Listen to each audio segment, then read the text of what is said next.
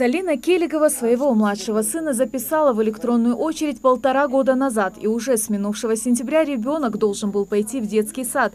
Только почему-то проверка списка в МФЦ показала, что очередь мальчика наступает только в 2019 году. Когда ему будет 4 года. Но это меня не устраивает, потому что у меня 7-летний больной мальчик, у которого диагноз задержка психоречевого развития и аутизм. Ну, некоторые черты аутического характера. Мне обязательно приходится с ним выезжать. Выезжать приходится, но, к сожалению, из-за этого мальчика, ребенка маленького, которого не с кем оставить, мне мало чего получается с этим ребенком. В этом вопросе комиссия обещала разобраться в ближайшее время. Всероссийский день приема родителей проходит сегодня в 72 регионах страны в рамках партийного проекта «Единой России». Эта акция направлена на обсуждение актуальных вопросов дошкольного образования. Основная, самая тяжелая ситуация – это прием детей в детские сады. Мест не хватает, садов мало, детей много, поэтому в основном приходят родители, у которых есть какие-то объективные причины, способствующие тому, чтобы их детей зачислили вперед, быстрее.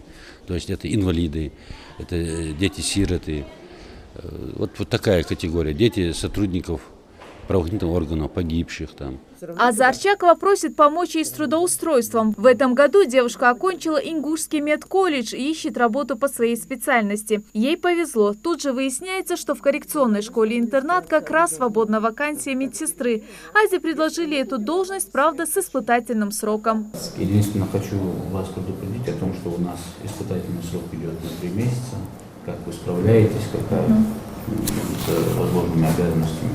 Там уже дальше от вас зависит, насколько вы у нас будете долго работать.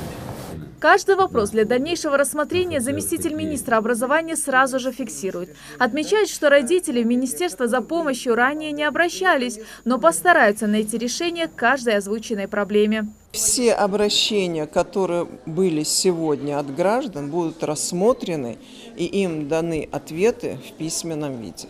Вопросов у родителей немало. Среди них не только застывшая электронная очередь, но и чаще перевод ребенка из одного детского сада в другой в связи с переездом. Все обращения были внимательно выслушаны и даны исчерпывающие ответы.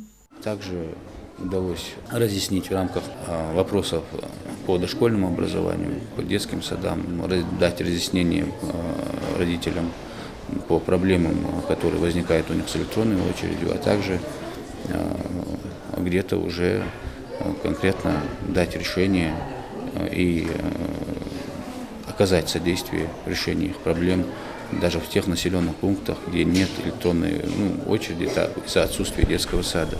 Всероссийский день приема родителей прежде всего возможность выявить общие и системные проблемы дошкольного образования в регионах и привлечь к ним внимание партийцев и депутатов. Светлана Том.